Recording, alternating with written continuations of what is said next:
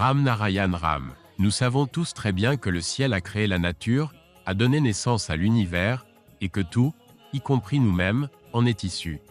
Tout dans cet univers est interconnecté.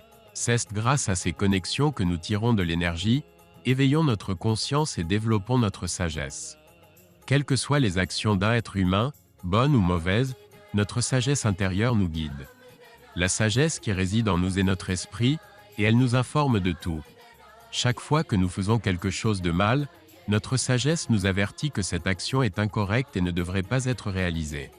Cependant, nous pensons rarement à ce vaste ciel ou ne nous interrogeons pas sur son existence. Le ciel est éternel et existe depuis des temps immémoriaux. Il ne peut pas être créé.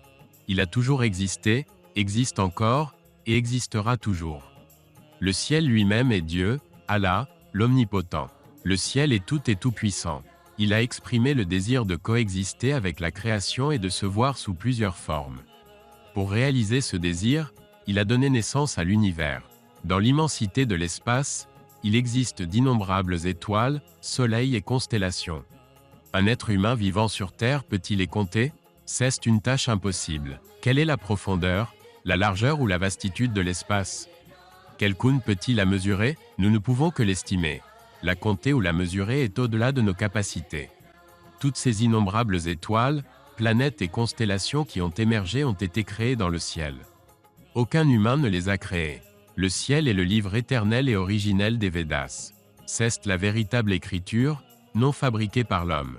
Ce livre possède d'innombrables pages, et chaque page est une étoile ou un corps céleste.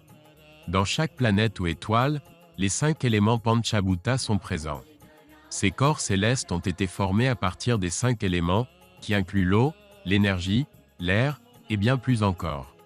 De ces éléments, la nature est née, tout comme nous.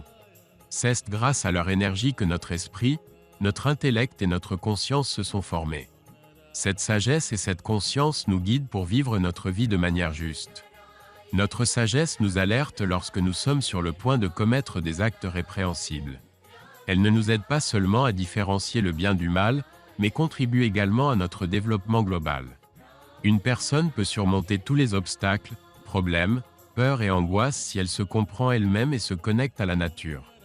En parallèle, réciter le nom Ram Narayan Ram est transformateur. Le nom Ram Narayan Ram contient paix et puissance. Il vous remplit d'énergie et vous rend capable d'accomplir vos tâches. C'est un nom qui, lorsqu'il est récité, conduit à la réalisation de soi. Il y a d'innombrables individus dans ce monde qui, non seulement, ont amélioré leur propre vie en se connectant à Ram Narayan Ram, mais ont également contribué au bien-être de la société.